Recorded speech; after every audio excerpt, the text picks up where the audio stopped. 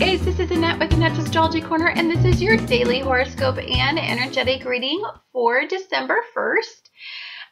So today we have an amazing, harmonious, supportive energy. Now, we had a big fire trine kite yesterday. We felt very stimulated to take some action, and we had a lot of air supporting fire. We will have that today until about 7:30 p.m. Now, we won't have it in a kite, but what we are going to have is air stimulating to having a completely harmonious conversation and motivating two fire energies to still keep pushing forward, to still, stimulate you in a really positive way. So we have Uranus and Aries, the individual, right? We're still wanting to individuate ourselves. We're trying to get out of a collective thinking. We want to influence collectives, a collective thinking, but we don't want to be a collective. This is about that time in our lives where we're not following anymore. We're being a leader in our own life. And through that comes a lot of turmoil as you strive to take those steps to individuate yourselves. You ask yourselves a lot of questions. I know this, I did this for the entire year. I told you that I kind of went on some form of a sabbatical, and basically what I did was I needed to find myself. Through that, it has been one of the hardest journeys, but it has also been one of the most fulfilling journeys because I think I finally understand what makes me up as an individual and separates me from collective thinking. That's not to say that I am not still into the collective unconsciousness, meaning awakening the unconsciousness and motivating and stimulating out of the box thinking. I believe that the unconscious has prizes in it, but right now we're talking about individuating ourselves so that we can stand out in some way. Look, if we can't find the power within us, the internal power within us to stand up and set boundaries and individuate ourselves, then we are going to be some sort of, we're just going to be followers of media, followers of politics, followers of laws, we're just going to be a bunch of followers, and we have been. But now that we see major organizations crumbling and structures we're not respecting them the way that we used to. Structures, government structures, any kind of structure, company structures used to just come with a hierarchy that we collectively accepted. We're not doing that anymore. We're individuating ourselves and understanding that individual opinions, if there's enough of them, can make a big difference, right? Like for me, terrorism is just collective thinking where they just follow along in a mindset and they do really destructive things because they cannot individuate their thinking. They can't think on their own. They can't stand tall in the fact that they're an individual, so they've got to go join some organization to make them feel accepted because they don't have acceptance within themselves. This is what this month, and I think 2016 is going to be about, is setting an example. Each individual, where we're challenging laws and challenging systems and challenging a collective thinking. We don't want to be these narrow-minded people anymore. So the people that are desiring control over everybody else, you are going to find that you fall into the lower vibrations of energies more and more and more as individuals stand up, stand tall, stand out, and say, F you, sugar daddy. Like, I'm better. I'm better than these collective mindsets that people who, narcissists who used to have power over individuals and collective thinking. There's a liberating movement on the internet that is educating everybody about the fact that these people choose manipulative techniques to get people on board. Hitler, prime example of a supreme narcissist, in fact, a malignant narcissist, who used to use power to dominate, make people submit, and then achieve control over them. That is very Aryan based and very, because we genuinely want to believe and want to follow people. Religion has that pull on us. All the occult sciences have that pull on us. So now we're thinking like an individual. Come on, we're in Sagittarian energy. Sagittarius energy is in our sun. Sagittarius is in Saturn, and Sagittarian energy is in Mercury.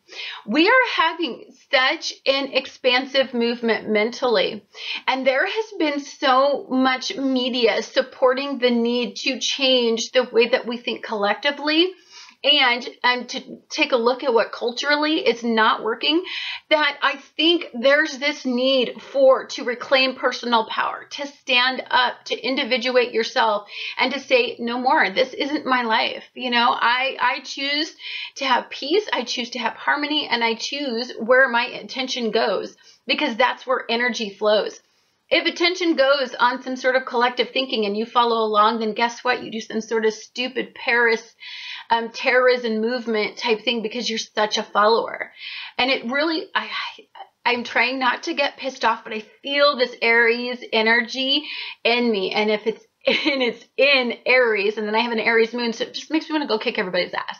So you are going to be in the mood, whatever you are super passionate about, it's going to stimulate this trine, and then it's going to add some air to it. So we've got two fire-based energies in a trine. We've got the moon in Leo, all heart, all passion. A person who has their moon in Leo, or anybody who's really stimulated by the moon or really can tap into energy, you're going to feel very passionate. You're going to feel very pleasure-seeking. You're going to feel very heart-based, and many people tie their heart into politics or creativity or recognition. So it's a pretty powerful moon to have in a trine with Uranus. It's in a trine with Uranus, and Uranus is saying, individuate yourself, stand up, stand tall. You know what? Leos don't back down. Leos are all heart, all passion, loyalty, fierce energy, especially emotionally motivated. So there is a lot of energy in this need to stand tall and say no. And then we have Mars in Libra in a trine with Uranus and Aries. So I love that there's this nice balance of this trine. The reason I say this is because, you know, it can tone down the Aries energy and make it more about finding the middle ground between the individual and what is right and wrong, how you speak to people, a more diplomatic approach to the way that you deal with anything. So if you want to have a difficult conversation with somebody where you're trying to individuate yourself away from a controlling individual, you're going to find that you're going to know what to say. There's going to be an easy flow of energy. Your thought process is going to be somewhat, you're going to manipulate the situation to your advantage, but you're going to come off so well that this person that is used to controlling outcomes may see you as a pretty powerful and respectable individual, and then may validate you. Beautiful energy. So today, you're really going to want to align your emotional energy with your heart's desire. And so it's a moment of truth, very truth-seeking energy. If you really want to get down to what you want, it's a great day to meditate, and that will actually tell you the direction to go in this energy. And the opposition that I see in this energy, okay, so Uranus and Aries is going to trine the moon, trine the sun, trine Saturn, and trine Mercury. All of this is in Leo and Sagittarian-based energy. Fire, all in a fire. Fire energy is going to be big. This is action-oriented energy. This is moving forward. This is expansive thinking. This is creative thought. This is creative interpretations of what you should do. And this is the ability to be extremely decisive and powerful in this energy. Where I think we're going to fall, or where some of us will experience some opposition, and opposition is always healthy. Whenever you get opposition with Sagittarian energy in your thinking and in your sun, and then you get some Leo moon and emotion, dude, the debate's on. You really want to challenge me? Because you know what? I'm freaking smart, and let's do this. Because I have ammo that I have not actually said. But now that we need to debate about it, I'm going to kick some ass in this argument today.